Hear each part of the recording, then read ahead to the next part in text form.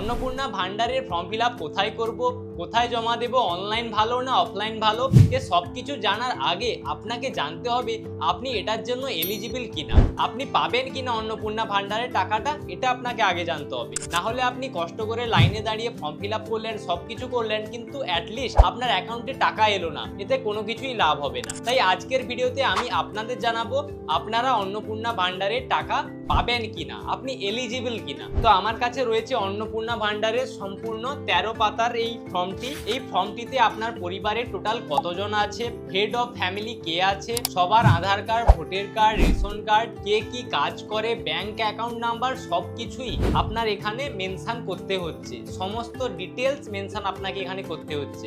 এই হচ্ছে ফর্মটা আমি ডিটেলটে পড়লাম 1-2 দিন টাইম নিয়ে, কিন্তু মেন যে ম্যাটার, আমি সরকারের সমস্ত নোটিশগুলো ফলো করলাম, পড়াশোনা করলাম, দেন আমি আপনাদের অ্যাটলিস্ট জানাচ্ছি কারা কারা এই অন্নপূর্ণা ভান্ডারের জন্য এলিজিবল নয়। আমি যতটা পড়ে উদ্ধার করতে পেরেছি তার বেসিসেই আপনাদের বলছি। অ্যাট ফার্স্ট, আপনি যদি কেন্দ্র বা রাজ্য সরকারের স্থায়ী কর্মচারী হন, অথবা পঞ্চায়েত, পৌরসভা, সরকারি সংস্থা কিংবা সরকার সাহায্যপ্রাপ্ত প্রতিষ্ঠানে স্থায়ী চাকরি করেন, তাহলে আপনি এই প্রকল্পের জন্য অযোগ্য হতে পারেন। এক্ষেত্রে সরকার আপনার স্যালারি অ্যামাউন্ট দেখবে, তার উপর ডিপেন্ড করবে যে আপনাকে দেবে কি দেবে না, যদি আপনি এই সব স্থানে কাজ করে থাকেন। যারা ইনকাম ট্যাক্স পেমেন্ট করেন বা ট্যাক্স পেয়ার, তারাও কিন্তু এক্ষেত্রে পাবেন না।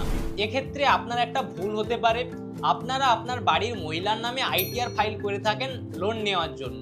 এবার আইটিআরে আপনি যে ইনকামটা দেখান, সেই ইনকামটা যদি ট্যাক্সেবল ইনকামের থেকে বেশি হয়, মানে সরকার থেকে তো একটা ইনকাম অবধি লিমিট থাকে, ওই লিমিটের উপরে আপনি যখন ইনকাম করবেন তখনই আপনাকে ইনকাম ট্যাক্স দিতে হচ্ছে। তাহলে ব্যাপারটা হচ্ছে আপনি ইনকাম ট্যাক্স ফাইল করছেন, কিন্তু আপনি ইনকাম ট্যাক্সের আওতায় আসছেন না, মানে আপনার ইনকামটা ট্যাক্সেবল হচ্ছে না, ইনকাম ট্যাক্স নর্মালি ফাইল করছেন, সেক্ষেত্রে আপনি কিন্তু এলিজিবল হবেন, আপনি অন্নপূর্ণা ভান্ডার পাবেন। সহজভাবে বলতে গেলে আপনি শুধু আইটিআর ফাইল করছেন, কিন্তু আপনার ইনকামটা বেশি দেখানো নেই, তাতে আপনাকে ইনকামের উপর ট্যাক্সও পেমেন্ট করতে হচ্ছে না, তাহলে আপনি আইটিআর ফাইল করা সত্ত্বেও অন্নপূর্ণা ভান্ডারের জন্য এলিজিবল। বুঝতে পারলেন? থার্ড হচ্ছে যারা পশ্চিমবঙ্গের স্থায়ী বাসিন্দা নয়, অন্য কোনো স্টেট থেকে কিছু সময়ের জন্য, কিছু বছরের জন্য এখানে এসে কাজ করছেন, কিংবা অন্য স্টেট বাংলাদেশ থেকে এসে এখানে বসবাস করছেন, তারা কিন্তু এই অন্নপূর্ণা ভান্ডারটা পাবে না। ফোর্থ হচ্ছে আপনি যদি মিসলিড করেন সরকারের সঙ্গে, অর্থাৎ আপনি ফর্ম ফিল আপের সময় যদি সঠিক তথ্য না দেন, আধার নাম্বার ভুলভাল দেন,